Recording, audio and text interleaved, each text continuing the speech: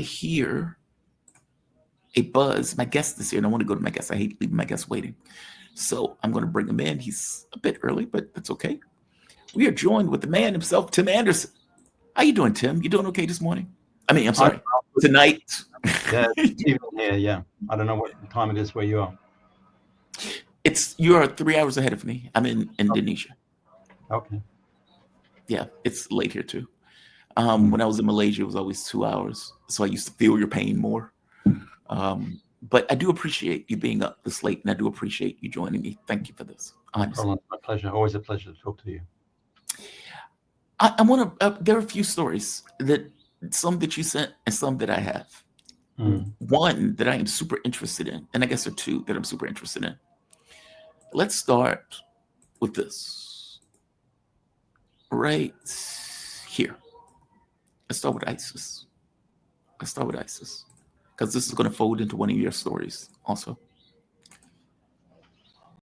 UN flags ISIS expansion in Syria, Iraq, and Africa with new tactics. But that's interesting. So you get a situation where the United States shakes hands with terrorists, functional leader of ISIS at the time, who now is running Syria. That guy is apparently making deals and agreements with Israel. There's that. And yet, we're shocked that there's some kind of expansion of ISIS in the Middle East. Here's another story that came out. So, right here. And you can correct me if I'm getting this particular story wrong. Al-Jilani apparently has made some kind of agreement with Israel. I don't know how his government maintains itself after these agreements, but okay. Preventing reconstruction of the Syrian army, establishment of humanitarian corridor towards Sweda, disarming Syrian section of the Golan Heights. This is according to Channel 12 in Israel. Question, are these things related to one another? This notion of there's an expansion of ISIS while simultaneously the U.S. effectively backing the Hadi government, who's run by the former leader of ISIS. Look, those of us that were studying the war in Syria over many, many years came to the conclusion fairly early on that the US was the main sponsor of ISIS. The whole idea of a war on terror and that the US was going into Iraq and into Syria and into a number of North African countries to fight terrorism was entirely false, entirely fabricated. The ISIS, the ideology of it is Salafi Wahhabi from the Persian Gulf, from the Saudis basically, and some of the other monarchies, Arab monarchies in the Persian Gulf. But the parallel groups in North Africa, Boko Haram and Al-Shabaab, are very similar and funded by the same US allies, basically, and they provide a pretext for the US and in some parts for France to go in and say, we are here to help you fight terrorism. And this includes in Somalia and Sudan and other places too, as well as West Africa. So this has been the US pretext for going through West Asia or the Middle East and now North Africa too, and with their NATO allies trying to secure the resources of those and secure exclusive access to the resources of those regions. They could buy them before. They could have bought oil from Saddam Hussein too, but they don't like that. They want to have complete control and get rid of any wild cards and any independent characters there, although Saddam himself was a collaborator with the US from early days, from the early 70s, basically. But so ISIS, shouldn't be a surprise to see that the US got what it wanted in Syria after many, many years, and despite many, many sacrifices by the real Syrian Arab Army, which represented a pluralist state there. They've got a guy who's been a senior commander of ISIS and Jabhat al-Nusra and HTS, which are all banned, by the way, still to this day by the UN Security Council. Never mind what Washington does. Basically, the Russians and the Chinese and the others are not going to quickly give up that tag there. So we've got the US and its NATO hangers-on coming along and fighting this guy, and the petro monarchies of the Persian Gulf coming along and starting to invest finally in Syria, which they wouldn't do under Assad because of all the demonization and so on, and the conditions that the US placed on relations with Syria during that time. And they were trying to starve Syria into submission. Eventually, they corrupted the commanders of the army, and they've got a guy, a genuine Al Qaeda guy, in charge there. And the problem is, you would think this would cause some problems for the US interventions in other parts of the world, and apparently the US is on the road towards moving out of Iraq. They know the Iraqis don't want them. They've been there under that pretext. Well, they were actually invited by the Iraqis back in 2014 when ISIS was about to take over large parts of the country. They were never invited into Syria, but they went in there anyway. And the government of my country went in there too. And I actually documented, amongst other things, direct US and Australian Air Force intervention to help ISIS in eastern Syria back in 2016. Not just indirect support, direct support. And of course, if you go to Iraq and talk to the people there, the people who were actually fighting ISIS in Iraq, the young men that were mobilized by their own country under a religious edict back in 2014, created these popular mobilization units. They say the US military actually obstructed them in liberating the city of Mosul, for example, which has an ancient Christian population. So there was never really any serious, despite all the rhetoric from Obama and from Trump and Biden and the others, there was never any serious US effort in fighting ISIS. They were supporting ISIS to divide and conquer the region, basically to divide the forces in Iraq. Originally, the idea was set up under Bush II, basically, because after the destruction of the Saddam Hussein regime in Iraq, the US was, let's say, the deep state with the great continuity that it has through all the different changes of government in Washington, was very concerned that Iraq might get close to Iran, because after all, Iraq is majority Shia and Iran even more so.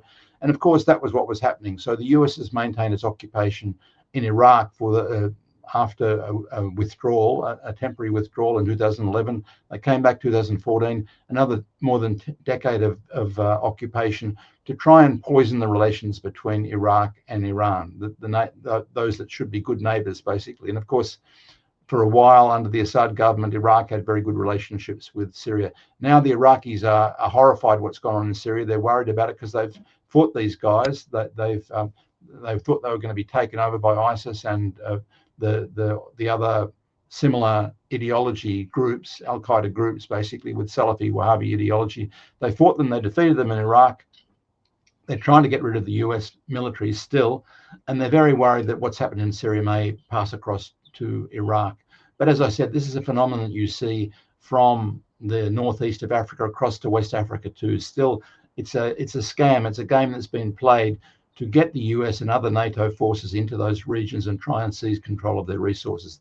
That's the big picture going on there now. So we shouldn't be surprised to see this UN report. The first post you referred to was based on a UN report saying that the ISIS is expanding in the region again, and helped by the fact that the effectively ISIS and its allies are in charge in Damascus now, and having very good relationships with the Israelis. Let's remember, ISIS never attacked Israel, even though there was this mythology about being against the West and there were some let's say demonstration supposed executions of North Americans, but they never fired a missile at the Israelis, except by mistake on one occasion, and they apologized when a missile went into the Jolan, the occupied Jolan, basically. So they really have had to this day, and now through the Jolani regime in Damascus, not to be confused with the Jolan Heights, they've got this very accommodating relationship with the Israelis, to the point that they've now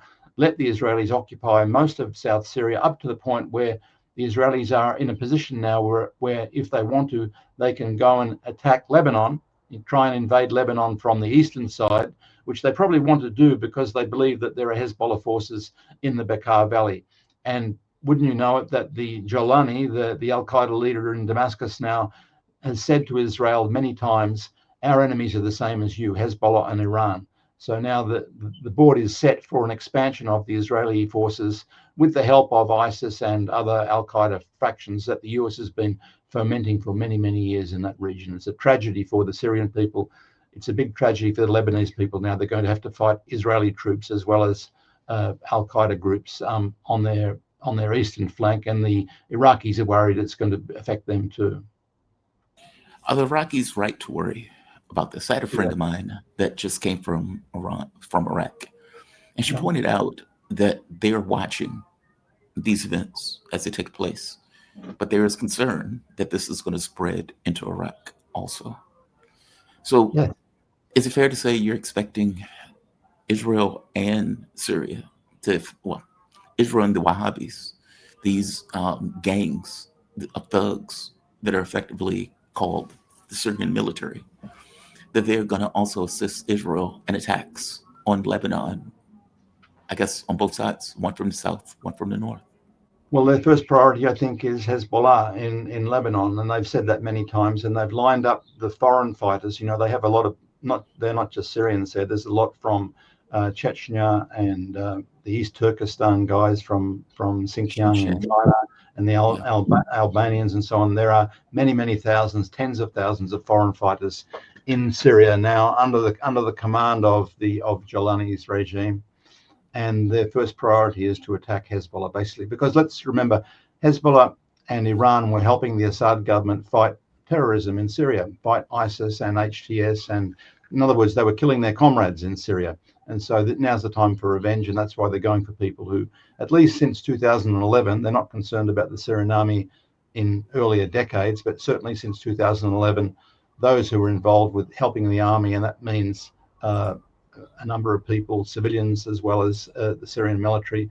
But also Hezbollah played a very important role in helping the Syrian Arab army in that long, dirty war, as did the Iranians, basically. They've come to some sort of accommodation with the Russians because the Russians are too big a player to be frivolous with, although the Russian base has been attacked once and they retaliated very quickly. So we talk about Russia, it's another game there, basically. But there is definitely a conspiracy going on within the Jolani regime to set up some of these foreign fighters to take part in the attacks on the Lebanese resistance, Hezbollah, who's defended Lebanon from Israeli invasion since the 80s, basically.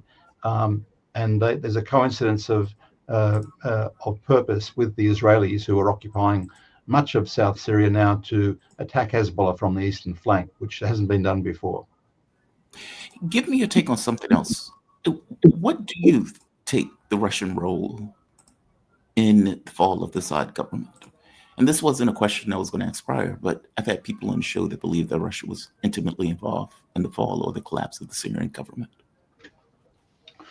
Well, look, there is a lot of bad feeling in Syria about the Russians, because there are people who think that they could have saved the Syrian government, the Assad government, and also that they could have helped the Alawis on the coast, because the Russian base is very close to the site of those very big massacres back in March, which now there's been a UN report documenting that just recently too. But many thousands of Alawis, which is one of the largest minorities in Syria, were massacred after some brief resistance from former Syrian soldiers there back in March. And that all happened very close to the Russian base, and there was no real intervention by the Russians to defend them. I don't think there's any credible reports that the Russians were actually involved in the corruption and the downfall of the Syrian army, but certainly they had to respond very quickly, and respond they did. They got Assad out of the country. They got a lot of Syrian military out of the country, those that were still loyal and would have fought the invasion from the north and from the south. My view is that they made the best of a bad thing, basically. But then they wanted to hang on to their base after they saw that the Syrian army wasn't going to defend them. I think Russia took the same approach to Iran. Basically, they thought, we're there to help the Syrians, but if they're not going to help themselves, in other words, if the Syrian Arab Army, which was the main centerpiece of the Syrian state there, if that collapsed, we can't take their place. Remember, the Soviets got into a lot of trouble when they effectively took the place of the Afghan army back in the 70s, basically. And I think that's in the back of the Russian leaders' minds, basically. They went into Syria not as part of the axis of resistance, because they didn't have the same enemy in Israel. They have a much more ambiguous relationship with the Israelis.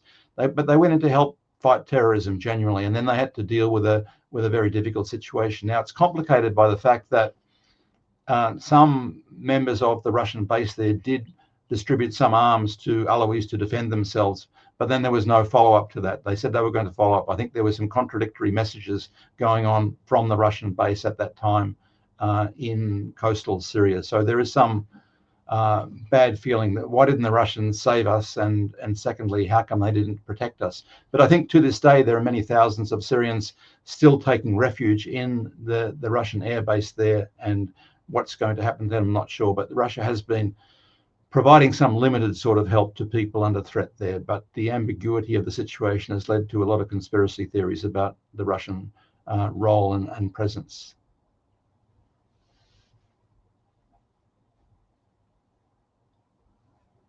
Yes, I'm sorry. I'm still here. I've had difficulty with my camera and I'm trying to fix it. Um, Thank you for that. Because I've had people who have come to the assessment that the Russians were involved, that they were making deals, that this stuff was about Ukraine, all of these points of view that I don't necessarily accept and agree with. So I'm glad that you kind of broke that down also.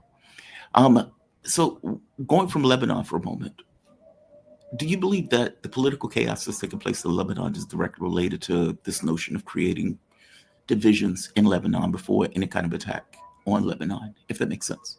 And what I mean, just to be specific, this idea of we need to disarm Hezbollah. And then the president comes out saying, well, if we disarm Hezbollah, then if Israel attacks us, we can go to the UN Security Council, and the UN Security Council will do something about the fact that they attacked us. This is farce, like nonsense thinking. But it seems like this attempt at creating internal division is happening simultaneously with this idea of getting these Wahhabists from all across the world that are based in Syria to also attack Lebanon at the exact same time where this political chaos is taking place. They would like to do to Lebanon what they've done to Syria, basically. And Lebanon has always been divided. Let's remember, it was set up to fail effectively as a state by the French back in the day. It was meant to be a Maronite Christian dominated confessional state, where to this day there isn't really a strong state. That's why a non-state actor, Hezbollah, emerged, but not just Hezbollah really. When you talk about the resistance in Lebanon, it also includes Amal, the other big Shia party, and all of the Palestinian factions. Let's remember virtually all the factions, Hamas, Islamic Jihad, the Popular Front, even some Muslim Brotherhood groups. There are a lot of other groups that are helping defend Lebanon there. And so when you talk about the resistance, it's led by Hezbollah, but it has other elements. And also many sections of the Christian and Sunni Muslim community support the resistance, particularly when they saw what the resistance was doing to help Gaza.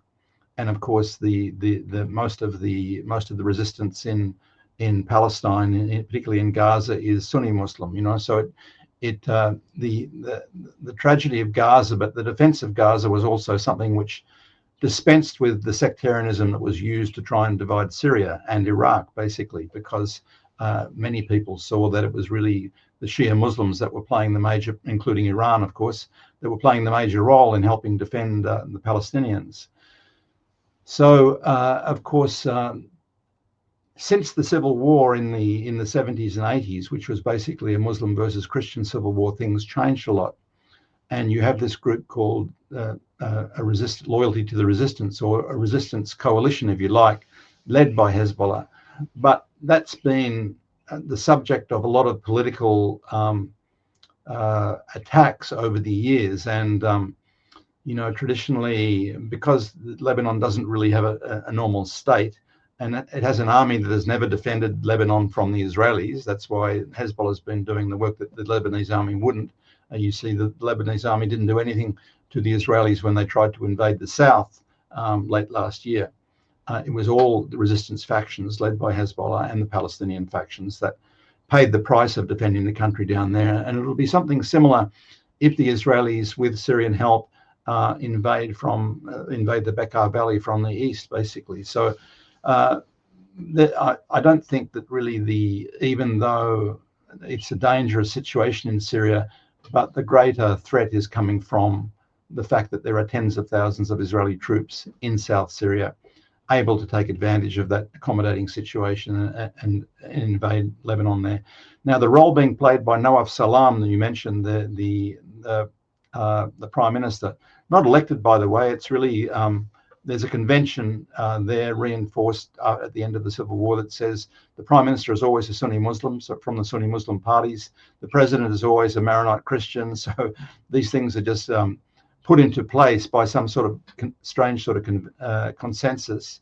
There are elections for the Parliament, but that doesn't change the complexion of the government, basically, because of these conventions. And even things like the health system and a lot of even garbage collection is sort of handled by these community leaders, right? Very wealthy leaders of the religious communities themselves. It's a highly privatized state. There's not very much in the way of public services, basically. Well, as a US citizen, you'll understand that. But that's the people say, there's not a state really in Lebanon. It's run by these different community leaders, many of whom are billionaires, basically. So what Nawaf Salam has done recently is to say we are now going to accede to the demands coming from the US and from the Israelis to disarm the resistance, and particularly Hezbollah is really seen as a great treachery by many in Lebanon now, and there were huge protests against it, and more recently some statements by all of the resistance-aligned groups, the Syrian Social National Party, the Palestinian factions, some other nationalist groups, and so on, to reject that. But of course, the problem is you do have these same groups have their own communities in the military. There is a very large number of, for example, Shia Muslims in the military. So there's been historically a very good relationship between Hezbollah and the Lebanese military. But if there's an order from the government to attack Hezbollah, for example, it's going to lead to a crisis in the army. People are saying it's going to lead to the disintegration of the army, really.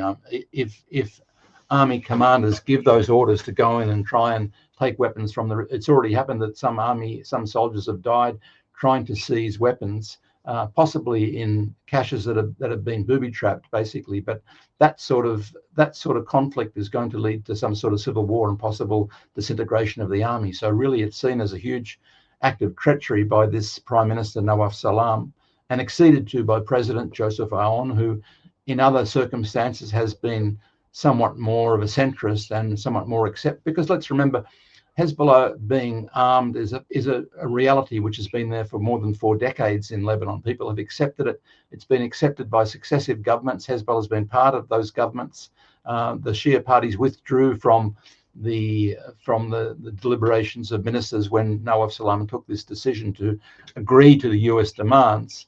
I mean, it's very clever, isn't it? The US and the Israelis are getting through the Lebanese government what they couldn't do themselves by force of arms, by invasion and so on, even though Lebanon unfortunately has no air defense. And so the Israelis have been able to bomb the south and bomb Beirut, the capital city, again and again, because there's been no significant air defense there. That shows you another way to show you how hopeless the Lebanese military is. Nevertheless, part of the so-called ceasefire with the Israelis, which the Israelis have never respected all this year, was a demand that they disarm the resistance and that only the Lebanese army be an armed presence in the south of Lebanon, basically. But the Lebanese army, as I said, traditionally they've never lifted a finger against the Israelis there. It's only been the resistance that has defended the country at great cost, at the cost of many, many lives. And unfortunately, we may be going to see the same thing again there with a treacherous prime minister in place trying to disarm the resistance,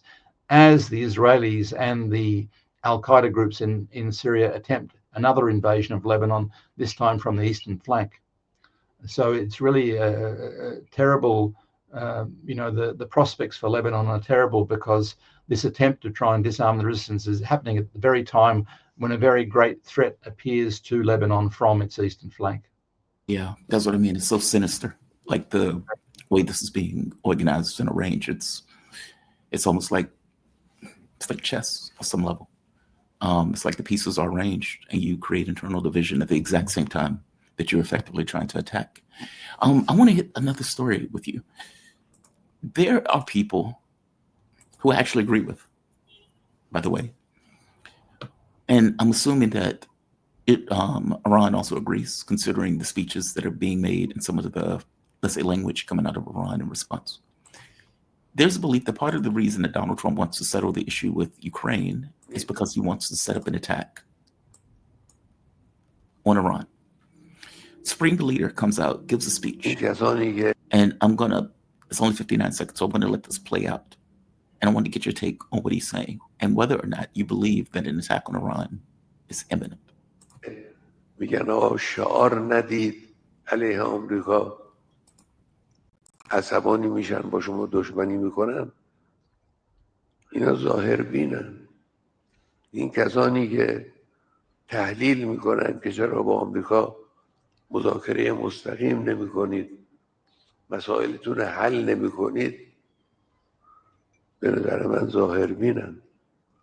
باطن قضیه این نیست. این مسئله حل نشده نیست. او میخواد که ایران گوش به فرمان آمریکا باشه. ملت ایران از چنین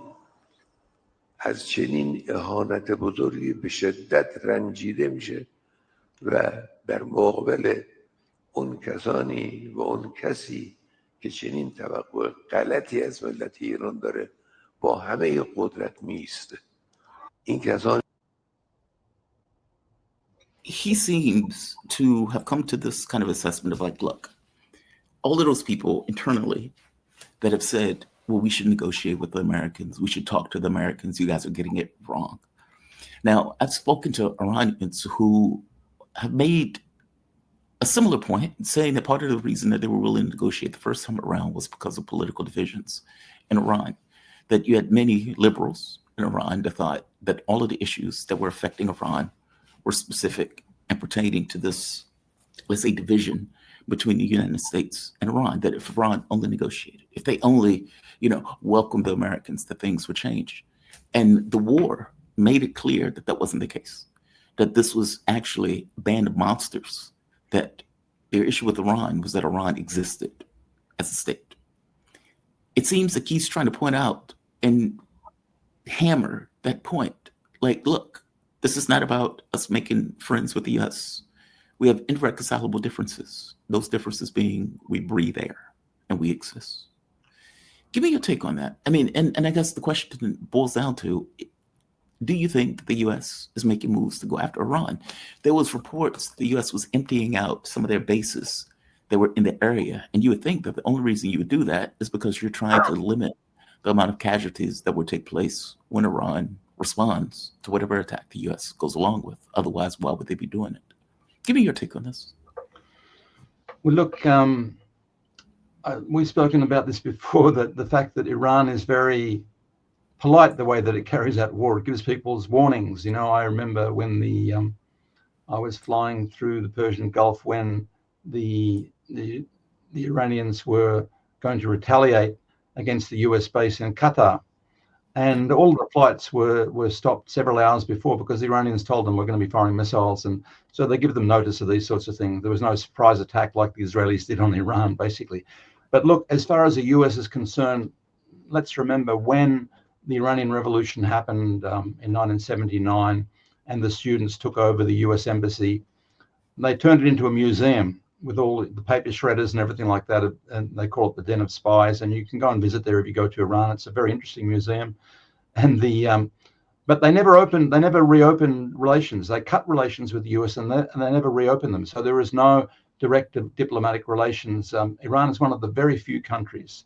Cuba never did this. Cuba never cut relations. The US cut relations with Cuba, and then Obama reopened it. But Iran never reopened relations with the US because they'd imposed that Shah, that monarchy on Iran after overthrowing a democratic government back in the 50s, and they didn't forgive them for that, basically. So when they've been talking to them, they've been talking indirectly, through a third party. Nevertheless, there have been talks, and as you point out, there's a big liberal constituency in Iran. There's quite a big middle class that is influenced by this idea. I would say has some illusions with the idea that there's going to be some sort of normalization possibilities with the US and with the Europeans, basically. But we saw from after the agreement that Obama made with Iran in 2015, and that was a president who was Rouhani, who was quite in the camp of the liberals, basically, that it didn't. It was really seen that the liberals in Iran put it up as a great achievement that this new ethos of cooperating and negotiating, getting along with the Western regimes, was some sort of new virtue that would lead to a brighter future and so on. Economic possibilities, of course. We saw how what a short time that lasted for. Obama didn't respect the agreement, and then Trump tore it up, basically. So in a sense, the credibility of the liberals went downhill. But it's true that you've got a constituency, a genuine political constituency. I mean, between the elections, when there's a change of government, there's probably greater change in policies in Iran than there are in most Western governments, basically, because of this difference in approaches, basically. But nevertheless, what happened when the Israelis attacked Iran in June, just a couple of months ago, was that it united the country. All of the liberals that would have been reluctant, let's say, to get engaged in a direct confrontation with the Israelis, came together and supported the leader, and the leaders really got a role in strategic and foreign affairs issues. Constitutionally, he's very important. Khamenei is very important in terms of strategic issues. But nevertheless, the country was unified to defend itself against this Israeli attack. So they were using, the Article 51 of the UN Charter of Self-Defense to justify retaliating against the Israelis. Many people were saying, how come you didn't retaliate earlier when they killed 19 Iranians in Syria, and then they assassinated one of your guests at the inauguration, Palestinians and so on. Nevertheless, when the Israelis, and they've been pushing for this for decades, they were pushing for an attack on Iran before they pushed for the invasion of Iraq, before they did lots of other things. It was back in, I think, 1996 that Benjamin Netanyahu was pushing for an attack on Iran. And so even though the Israelis got hit very hard in that 12-day war, they are saying to themselves, if you read their media, that they're jubilant. They think that they won, even though they were hit very badly, because one, it was the first time they hit Iran directly, and two, they managed to incite Trump to come along and back them up. Although another view of that is that Trump came in to save them, because really they were getting hit very hard and they were running out of munitions, and they've been trying to stock up ever since. But actually it's difficult because the sort of technology that the US was providing them with is very expensive, and the US doesn't produce it very quickly. I saw that those THAAD missile systems, they only make about 12 a year, and the Israelis use about 100 of them. Well, the Israelis and their NATO friends use about 100 of them trying to stop the Iranian missiles, with limited success. Apparently there's different figures on the interception rate there, but basically it got worse as time went on, and we all saw very clearly that many of them were getting through, basically. So the Israelis have been trying to stock up. They've been talking openly about another attack on Iran. I don't know that it's actually a Trump-led calculation to attack Iran or create a major war with Iran. Certainly the Iranians have been preparing for that for a long time, because it's been talked about for a long time. I can recall at least 20 years ago, the US, George W. Bush, talking about this, and I remember Fidel Castro getting very alarmed at the prospect that this was going to lead to the nuclear war back in 2008 or something like that. So this has been talked about a lot, but really the main cheerleader has been the incumbent in the Israeli colony in Palestine, Netanyahu.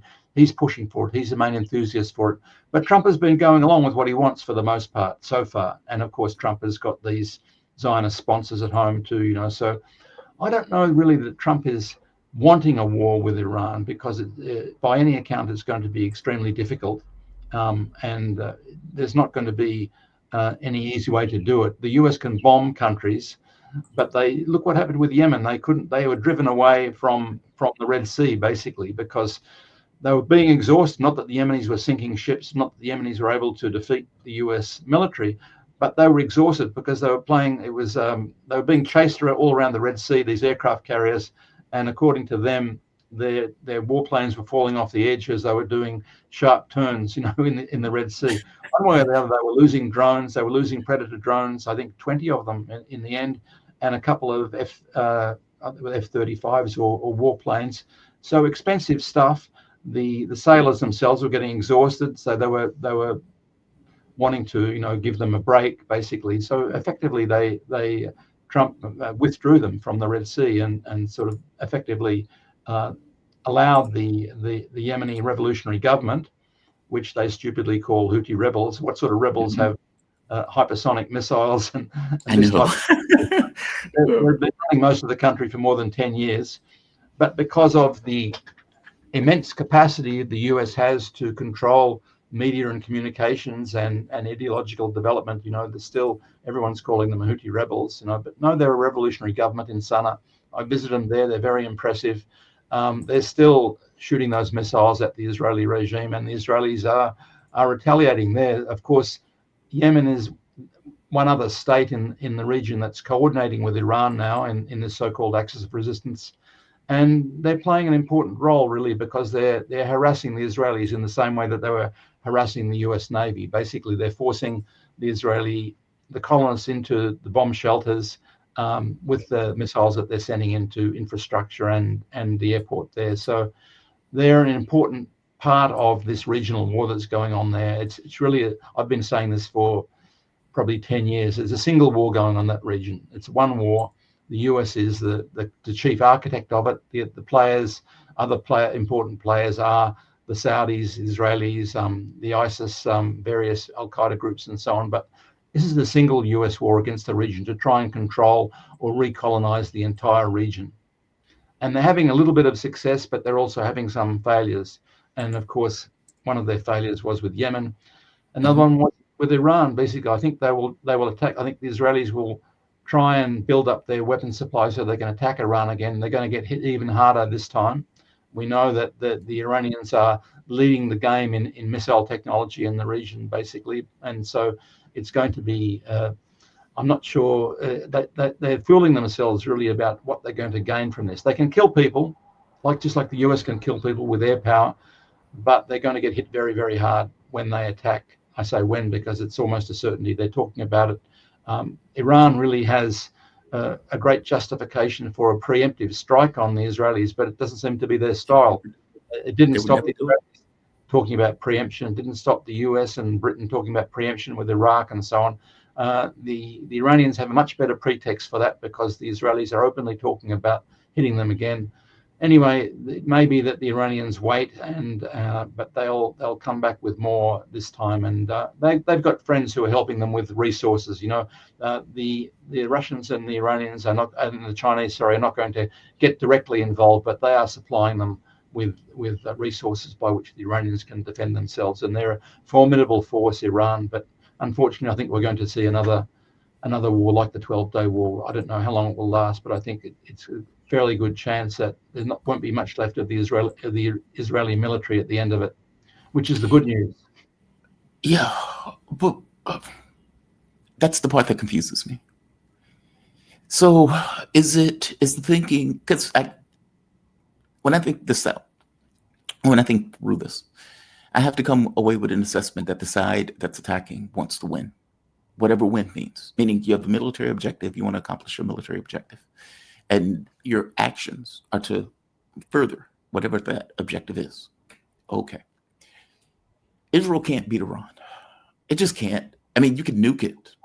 Fair enough. But that's all you can do. A country of 8 million people is not going to beat a country of 90 million people. They just aren't. So is the belief that ultimately the United States will get involved? Is the belief that ultimately we can create a context by which we use nuclear weapons? Understanding, though, that Israel is fundamentally destroyed in that particular context. It's not like Iran. Iran may be limiting itself for reasons that it don't necessarily want to go far enough where Israel uses nukes. But in an existential crisis, they, like any other country, will cut loose with anything they have at their disposal to destroy the other person. So what is the thinking pattern in regards to Israel? Just the U.S. got involved once. The U.S. will get involved again if we need them to, and if we look like we're taking a hit that's sufficient enough for the United States to get involved. Meaning they don't believe Trump. They believe that all things being equal, Trump will bring the U.S. into a larger war with Iran if necessary. Is that what it is? Well, look, the Israelis are very arrogant, and so arrogant people see things in a different sort of way. They have been privately boasting that they control the U.S. I don't think they do. They have a lot of influence in the US. There's a lot of many people in the US deep state see Israel as their forward base to control the region.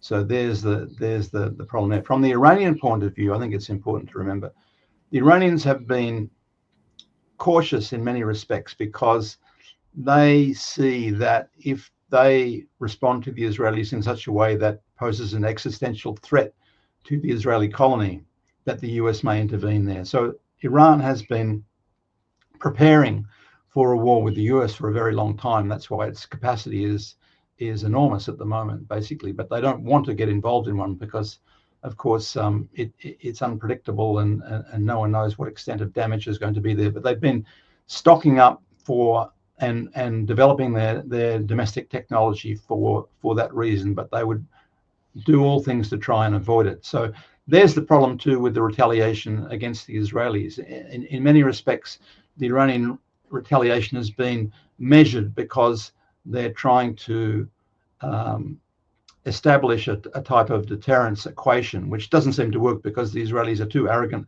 and they have the idea that, well, if we get in too deep, we're in trouble, the US is going to come and save us again, whatever that means, basically. So you're talking about, with the Israelis, they're not really rational people. They're very arrogant. They think that they can drag the US into a war. They've done it once, but they don't quite see it the same way that others see it. I think in many respects, it's correct to say that Trump was saving them at that time by imposing a ceasefire on both sides, and with this ridiculous idea that he'd somehow destroyed the whole nuclear industry.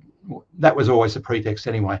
The whole question of talks over Iran's nuclear industry was really just an attempt to try and limit its role in the region, to try and some sort of unilateral disarmament, which was unjustified really because Iran has more reason to have a strong military than almost any other state in the region, basically. But it was an attempt to disarm the influence that the Iranians have in the region. Of course, they've always resented the US and its NATO partners, always resented the fact that Iran has been very strong to support the Palestinian resistance all this time. It hasn't been a sectarian thing. It's not about Shia power because there's hardly any Shia Muslims in Palestine.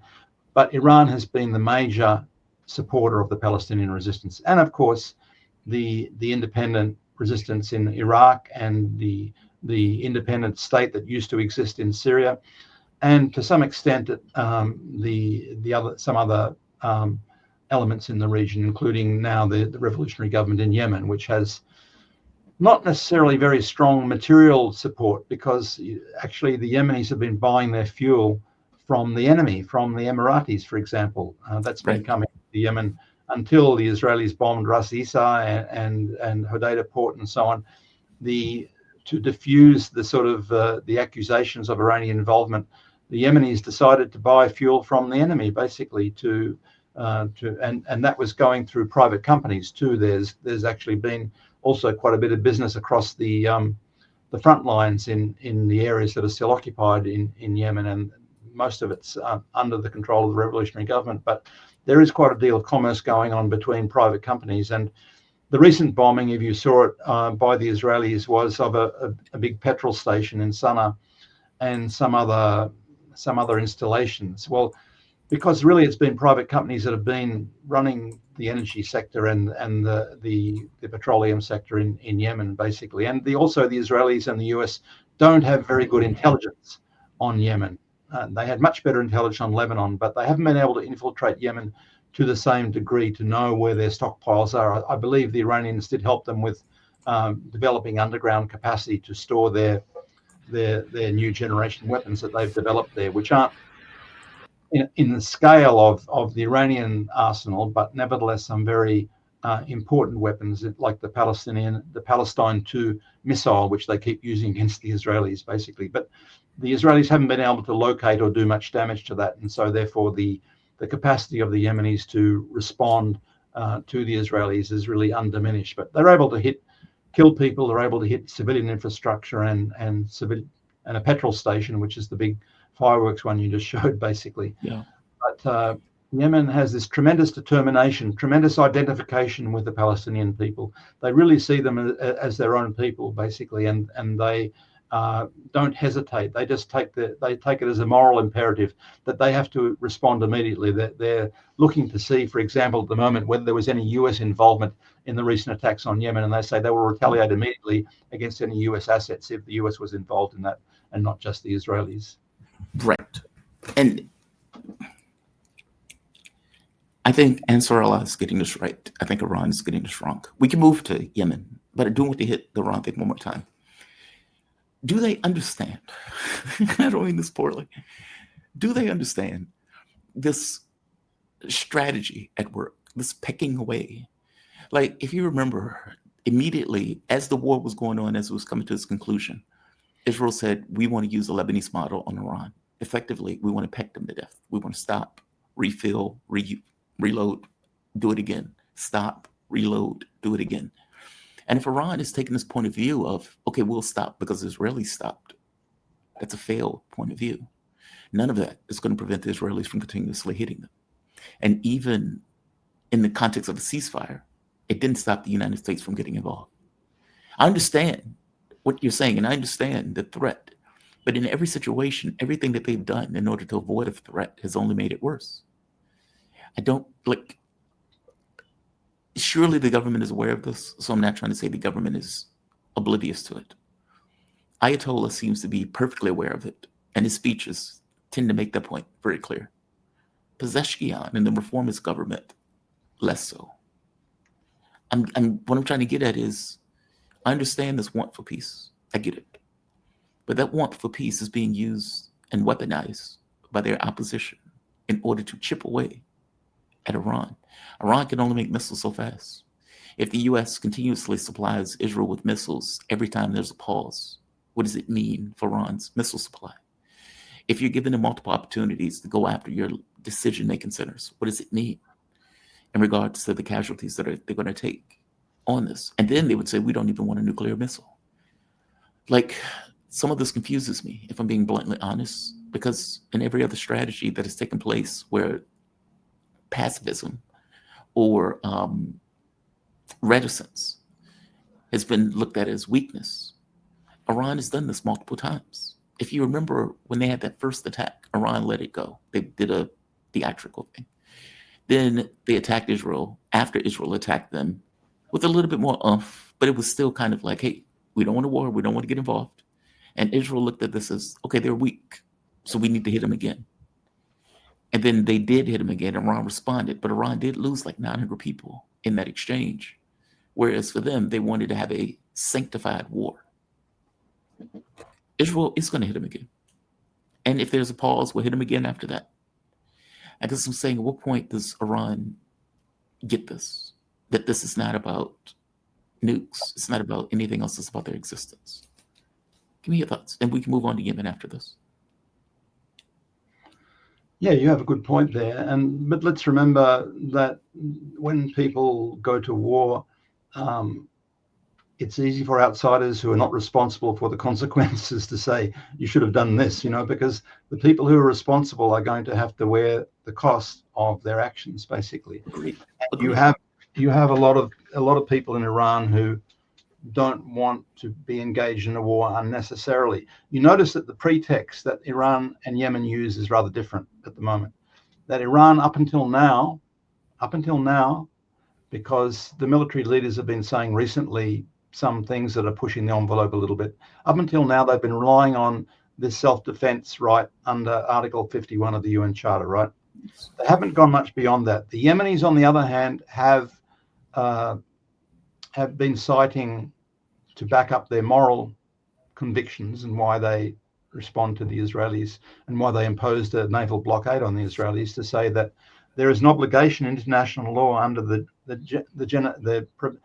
1948 Convention on the Prevention and Punishment of Genocide to intervene directly. You don't ask for anyone's permission. You intervene directly to prevent and punish that crime, including the accomplices. So even their attacks on US warships, which were protecting the trade to the Israelis, they weren't attacking other commerce. Right. Was in other words, they went beyond a self-defense pretext to say that we are acting against, we are citing international law that requires everyone to do something to stop the genocide. Who else is doing that? No one else is doing that. You can say, you can criticize Iran, but who else is doing things to stop the genocide apart from Yemen there? Now, I would say there's a third element of international law that's relevant here, and that is that apartheid. Yes. Apartheid is a crime against humanity, according to UN resolutions since the 1970s. There are now 6 independent reports branding the Israeli regime as an apartheid state. And one of the most important reports by Richard Falk and Virginia Tilley from 2017, prepared for the UN, but it was depublished after some political lobbying, says that the same thing, that there is an obligation on the international community to dismantle an apartheid regime because it is a crime against humanity. In other words, Israel does not have a right to exist. The international community has an obligation to dismantle an apartheid regime as a crime against humanity. Now, that's a rationale that the Iranians or anyone else could pick up. I mean, the US could pick it up, but of course they're not doing it. Anyone else could pick that up and say there is an obligation on everyone, including, I think, Francesca Albanese, the UN rapporteur, makes this point, on civil society, on all of us, to do something to stop a genocide and to dismantle apartheid there. Now, who has the means to do it? People are talking about different projects at the moment. But, of course, the front line of this is really the axis of resistant states in the region. It's really, in my view, and this is just my opinion, but, I'm not responsible for the Iranian lives that are going to be lost with what the Iranians do. But in my view, the regional resistance led by Iran is going to be the one that is able to destroy the apartheid regime in Israel. And then there'll be a step towards creating some sort of new governance in historic Palestine, including presumably the anti-Zionist or the anti-apartheid Jewish population that's still in minority, that's still in the Israeli colony there. So there is a rationale for it. No one is really citing it yet as a reason to go to war, but these things change during a war. And it may be, you see some of the Iranian military now saying more or less what you're saying. They're saying that, if they try it again, we're going to do much more damage to them. We have another generation of weapons to do this with, and they will regret it, and so on. So there are strong messages coming out, and you would regard this in the past as attempt to use diplomatic leverage, backed by their demonstrative attacks in the past and the actual damage that they did in June there to try and create some sort of deterrent effect. So at the moment, there's some consistency between those forces in Iran who might want to create some sort of deterrent relationship to prevent the Israelis from trying to attack again, and others who would like to go in and finish the job, basically. But that's a very political decision that's going to have to be taken by people who are responsible for the consequences of their actions at that time. That's why I always pour a little bit of cold water on us armchair generals who say this is what someone else should do when we're not going to wear the cost of it, basically. I've heard people say the same thing about Lebanon and Palestine too, that why don't we just keep going? But really, we're not responsible for saying these sorts of things. We can say all sorts of opinions there, but pay attention to some of the Iranian military people. They are saying, look at, the Tehran Times and Tasnim and Mer and so on. You will see reports in the Iranian media. And the Iranian media, by the way, in English, is the biggest independent media in the region. It's worth flicking through the pages there. They have a lot of reports going on about what they would like to do if the Israelis attack again, on the basis that they're trying to deter the Israelis, but they're also prepared for another attack. But let's see, the Yemenis do see things in a rather different way. They're not mimicking things. There is some coordination going on there. At the moment, the next target seems to be Lebanon. It seems that the Israelis, with their Al-Qaeda allies, they bomb them from time to time because they're trying to set up a pretext to be the protectors of the Druze in South Syria, and the Druze are more or less in a difficult position because they don't want to create a separate state like the Kurds or even the Alawis on the coast. But anyway, they're armed. They managed to defend themselves to a certain degree before the Israelis started bombing there. But the Israelis have a very strong toehold all through South Syria now, and that's the big danger for Lebanon at the moment. I think that the Yemenis will also intervene to defend Lebanon, I believe. they've said this in the past too, in some ways, and Iran may do that too. But this has become a political hot potato in Lebanon now, because the US is getting its way with the so-called Lebanese government. I say so-called because no one in Lebanon really believes that there's a state in Lebanon. You brought up a fantastic point. So the foreign minister of Syria, I believe it was foreign minister of Syria, visited Iran. And there was this kind of conversation. Am I saying that right? No, I've said that wrong. Foreign minister of Lebanon visited Iran. This was, I believe, last week. And apparently there was a conversation on this idea of... I know the senior security advisor from Iran visited Lebanon. Okay, I got it backwards. Thank you for that.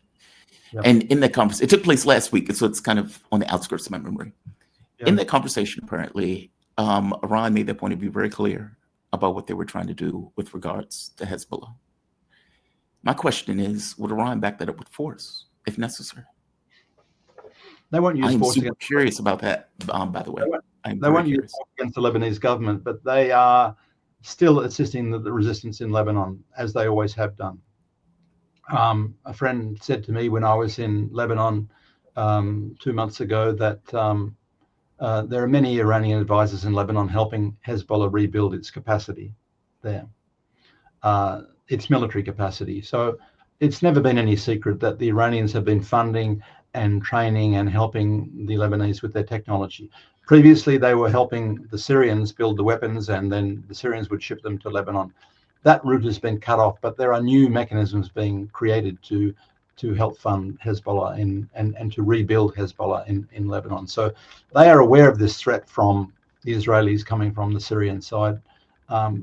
They obviously be preparing a response to that, because, and it may be that they have an agreement with the Lebanese army, because they are deeply inside the Lebanese army too. Although the army is now in this very difficult situation because they have a virtually an almost impotent prime minister trying to tell them to do something that's contrary to their interests, basically. But historically, there's been a lot of cooperation. In fact, the Lebanese army has acted against some infiltration from the Syrian side by these Al-Qaeda groups, basically, because they've even arrested some of them because they carried out some murders. There were some small-scale skirmishes on the border, around the border, the Syrian-Lebanese border in the Kalamun Mountains there. So I believe there'll be some coordination going on within the Lebanese army and Hezbollah in face of this threat coming from the Syrian side. Mm-hmm. So just by the because... way, I'm sorry, please finish. Just because Nawaf Salam says something doesn't mean to say that... there's a nickname they have for Nawaf Salam in Lebanon. It's based on a Syrian soapy, a popular Syrian soapy from about a decade or so back. And there's a man called Mamoun Bek. Mamoun Bek is like a dirty little treacherous creature who, for his own self-interest, betrays his country, basically. So the image of Nawaf Salam is not very high in Lebanon. Yeah, I can tell. Yeah, I mean, he's working so closely with the U.S., I can imagine. And by the way, just to be clear, I am at great pains to say stuff on military matters in that way, because I agree with you. It's like, dude, you're in a room somewhere. These guys have to bear the consequences of it. Mm-hmm. But there are certain things that seem clear that seems to happen over and over and over again. And it's like, okay, this looks bad. And if the response didn't work, what is a better response to try to deal with it? That's what I'm coming in from it, but I agree with you. But from the Iranian point of view, they were united to retaliate strongly against the Israelis back in June. If they had initiated that war, if they had preempted it, in other words, there may have been a lot of people in Iran who said, "Why are we doing this?" And now we're getting hit. And if we hadn't done this, we wouldn't be suffering. 1,000 people were killed. I think you said 900. I think it's over 1,000 now were killed in June in Iran. The Israelis did kill a lot of people in Iran, and they damaged their air defense too. So you've got to remember that people are going to have to answer for their actions. We've talked about preemption, and preemption has a logic to it, but it's also, there are going to be people internally who will say, how come all my relatives were killed because you started this war? Agreed. In June, the Iranians could say, no, the Israelis started. Everyone knows the Israelis started. Everyone knows. I mean, in the US, they're saying some rubbish about, whatever. But basically, everyone in the region, every independent observer knows that the Israelis started the 12-day war in June, and that Iran was entitled to defend itself, including by smashing many of the strategic installations and oil refineries and so on in Israel. So there's no question of blame back there. Also, the question of escalation is diminished somewhat because escalation is always a big unpredictable thing. No one knows where escalation is going to go. So that's always been an Iranian worry. So who gets blamed for it at home? If there's a split in the domestic support for the defense and for the retaliation against Israel, that's an important thing. And the risk of escalation also, depending on where the blame lies. I mean, that's why there's a point, I suppose. There is a good point to the Iranian government keeping the high moral ground in these things. There are considerations that they have to take. I agree. You have my I'm full not agreement. I would make the same decision, but I'm not Iranian and I'm not sitting in Tehran, not at the moment anyway. No, you have my full agreement. Preemptive war is kind of politically treacherous. The way Iran played it made it very clear. They're the aggressors. They were able to consolidate political support. Russia was under great threat. Russia was under great threat, and the Russian people were being killed. And then they launched this special military operation, and most of the world is saying, "Oh, this was entirely unprovoked." Even the Pope says it was provoked, but the rest of the world has been repeating like a mantra. Well, this is the rest of the West, only the West. But because the Russians preempted the build-up on their border, basically. So there are risks to be managed, that requires responsible people to make the decisions. Agreed. And agreed. You have my full agreement on that. I don't think Iran should have preempted an attack. Agreed. I do agree with the Russians for going in, but it's only Europe. I mean, it's like 14% of the globe is like, oh, Russia shouldn't have done this, but this is like a girls' club, Well, most of the world was very reluctant to openly support Russia, but you see with the rush of countries going to join BRICS since then, that secretly they like what Russia did. They like the fact that Russia stood up to the big bully, basically. They respect Russia for that, but they're afraid to say it. I have to say this is a very common phenomenon around the world. I've seen it in the past. If you ever saw Fidel Castro or Hugo Chavez talking at the United Nations, the African countries, the Asian countries, the Latin American countries, they loved it. They loved that someone was saying something they didn't have the courage to say themselves. They didn't want to say it themselves. But when Chavez said it, when Fidel said it, they loved it. So there is this phenomenon, that people are many, many countries, and particularly countries' leaders who are more cautious than the average people, want someone else to do something, but they love it when someone else does it sometimes. Well, they're not in the crosshairs in the way that these other countries are. And they're worried about being in the crosshairs. Exactly. Yeah, exactly. No, I totally. I know the bullying that's been going on for ages. That's why they love it when Ibrahim Traore, in Burkina Faso does something, that they love it intuitively. They think, of course, this is the right thing to do. But why haven't other people done it before? They didn't have the courage to do that. But they love to see Traore doing what he's doing, basically, but risking what he's risking, as with, others in the past that have, the Gaddafi and Lumumba, the people have done those sorts of things. They know there's a risk in this. Yeah. Their lives, their countries, all of it is up for grabs on some level. Tim, you are a fantastic guest. Your breakdowns are great. I appreciated this. Thank you for this. Tim Anderson. He is a writer, international academic, and director of Center for Counter-Hegemonic Studies. In fact, the site is counter-hegemonic-studies.site. Is that correct?